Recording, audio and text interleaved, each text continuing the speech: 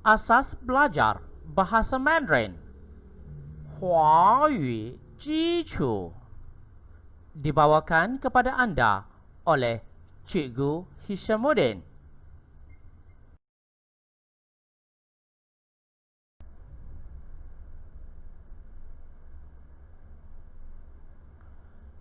Bab 1. Pengenalan kepada bahasa Mandarin.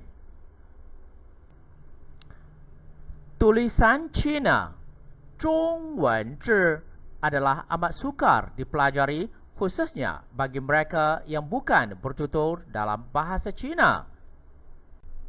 Maka tulisan Cina telah mengadaptasikan huruf-huruf Roman dalam sistem ejaan mereka. Maka lahirlah satu sistem yang dinamakan sebagai Hanyu Pinyin, Hanyu Pinyin, ataupun Pinyin, Pinyin.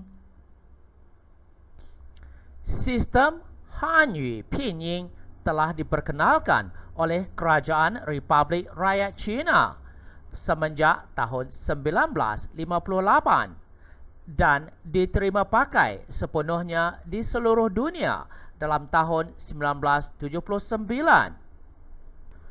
Sebelum ini, tulisan Cina menggunakan cara pengejaan yang dipanggil sebagai Zhuyin. Zhuyin. Kini hanya Taiwan dan Hong Kong sahaja yang masih mempraktikkan cara Zhuyin. Apa yang dimaksudkan dengan Hanyu Pinyin? Hanyu Pinyin adalah satu skim sebutan fonetik dalam bahasa Mandarin. Pin bermakna mengeja dan yin bermakna sebutan. Hanyu bermakna bahasa Cina. Terjemahan terus Hanyu Pinyin ialah pengejaan sebutan bahasa Cina. Pinyin bukanlah sistem penyebutan berasaskan bahasa Inggeris ataupun mewakili mana-mana sebutan dalam mana-mana bahasa. Ia adalah satu penyebutan yang unik bagi setiap perkataan. Di negeri China, bahasa Mandarin dikenali sebagai bahasa kebanyakan atau disebut sebagai Putonghua. Putonghua. Ia adalah bahasa pertuturan yang digunakan di Beijing dan kemudiannya dijadikan sebagai bahasa standard kebangsaan. Manakala di Taiwan dikenali sebagai bahasa kebangsaan atau Guoyu. Guoyu.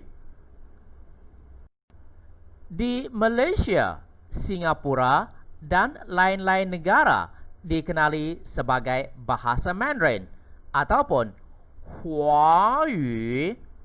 Huayu. Sama ada Putonghua, Guoyu ataupun Huayu adalah merujuk kepada bahasa standard Mandarin. Mengapa kita harus mempelajari bahasa Mandarin? Negeri China adalah salah sebuah negara tertua di dunia dan kepelbagaian budaya sejak lebih 5,000 tahun yang lalu. Bahasa Mandarin dipertuturkan oleh lebih 1 bilion orang, menjadikan ia sebagai bahasa yang paling banyak digunakan di dunia.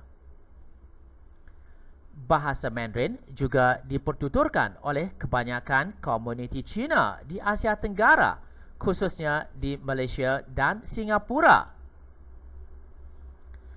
Negeri China adalah kuasa ekonomi kedua di dunia dan menjadikannya sebagai rakan niaga bagi kebanyakan negara-negara. Mudah untuk berkomunikasi jika kita ingin melawat negara China. Bagaimana untuk mempelajari bahasa Mandarin dengan DVD ini?